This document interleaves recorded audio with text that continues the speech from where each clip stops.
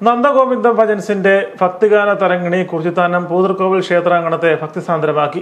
പൂതൃക്കോവിൽ ക്ഷേത്രത്തിലെ തിരുവുത്സവ ആഘോഷങ്ങളനുബന്ധിച്ച് നടന്ന സാന്ദ്രാനന്ദലയം ആസ്വദിക്കാൻ ജനസാഗരമാണ് ഒഴുകിയെത്തിയത്. ഭക്തിയുടെ നിറവിൽ ആസ്വാദക മനസ്സുകളെ സംഗീതസാന്ദ്രമാക്കി മാറ്റുന്ന സവിശേഷമായ ആലാപന ശൈലിയിലൂടെയാണ് നന്ദഗോവിന്ദം ഭജൻസ് ജനഹൃദയങ്ങളിൽ ഇടം പിടിച്ചത്. 25 വർഷം മുൻപ് നട്ടാശ്ശേരി വേമ്പിൻകുളങ്ങര മഹാവിഷ്ണു ക്ഷേത്രത്തിൽ രൂപം കൊണ്ട ശ്രീ ദുർഗ ഭജന സമിതിയാണ് പിന്നീട് നന്ദഗോവിന്ദം ഭജൻസായി മാറിയത്.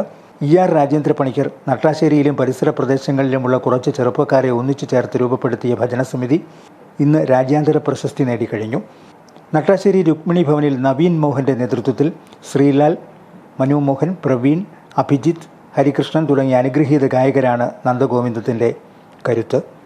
ഭജനഗാനങ്ങൾ ആലപിക്കുമ്പോൾ ശ്രോതാക്കളും ഗായകർക്കൊപ്പം ചേരുന്ന സാന്ദ്രമായ ആനന്ദലയമാണ് നന്ദഗോവിന്ദം ഭജൻസിനെ ജനപ്രിയ ഗായക സംഘമാക്കി മാറ്റുന്നത്.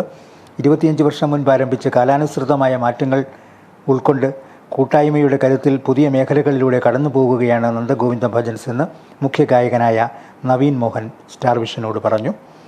തുടക്കം ഞങ്ങളെപ്പോഴും പറയുന്ന പോലെ തന്നെ നമ്മളൊരു സാധാരണ ഭജന ഗ്രൂപ്പായിട്ട് സ്റ്റാർട്ട് ചെയ്തതാണ്. അതിനുശേഷം നമ്മൾ കുറച്ച് 5-6 വർഷമായിട്ടാണ് പെട്ടെന്നൊരു ഗ്രോത്ത് സോഷ്യൽ മീഡിയ വഴിയൊക്കെ ആണെങ്കിൽ നന്ദഗോവിന്ദത്തിന് കിട്ടി തുടങ്ങിയത്. ഏറ്റവും കൂടുതൽ ആൾക്കാർ ആവശ്യപ്പെടുന്ന എന്തുതരം പാട്ടുകളാണ്? മനോഹരി രാധ ആയിരുന്നു കുറേ വർഷങ്ങളിൽ. ഇപ്പോൾ പറയരുതേ രാധ അറിയ എന്നുള്ള പാട്ട് വൈറലായപ്പോഴത്തേനും അതുണ്ട്. സിയാപതി, അങ്ങനെയുള്ള പല പാട്ടുകളുണ്ട്, കുറേ പാട്ടുകളുണ്ട്. കഴിഞ്ഞ ഒരു വർഷത്തിനിടയ്ക്കാണ് പെട്ടെന്ന് അങ്ങോട്ട് ഇത് വന്നല്ലേ? അതെ, ഒരു വർഷമല്ല, കുറച്ച് 3-4 വർഷം.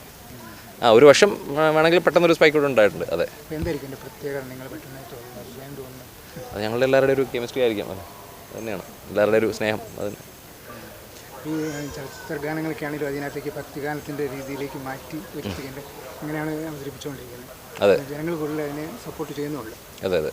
അതിനെക്കുറിച്ച് എങ്ങനെ ഇനിയും കൂടുതൽ മെച്ചപ്പെടുത്തുന്ന എങ്ങനെ ഉദ്ദേശിക്കുന്നത്? പല രീതിയിലുള്ള പ്ലാനിങ്ങൾ നടക്കുന്നു അതിന് വേണ്ടിയിട്ടുള്ള. ഇനി അത് മുന്നോട്ടുള്ള ഒരു കുറേ വർക്കുകൾ ഞങ്ങൾ ചെയ്യുന്നുണ്ട്. അപ്പോൾ അതിൻ്റെ അപ്ഡേറ്റ്സ് എല്ലാം അറിയിക്കാം.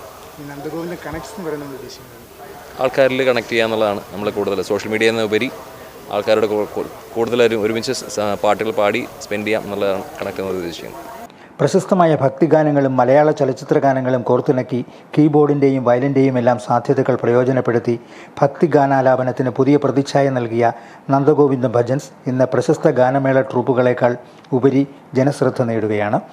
രാധതൻ, പ്രേമത്തോടാണോ കൃഷ്ണ തുടങ്ങിയ ഗാനങ്ങൾ നന്ദഗോവിന്ദം ഭജൻസ് ആലപിക്കുന്നത് കേൾവിക്കാർക്ക് വ്യത്യസ്തമായ അനുഭൂതിയാണ് പകർന്നു നൽകുന്നത്.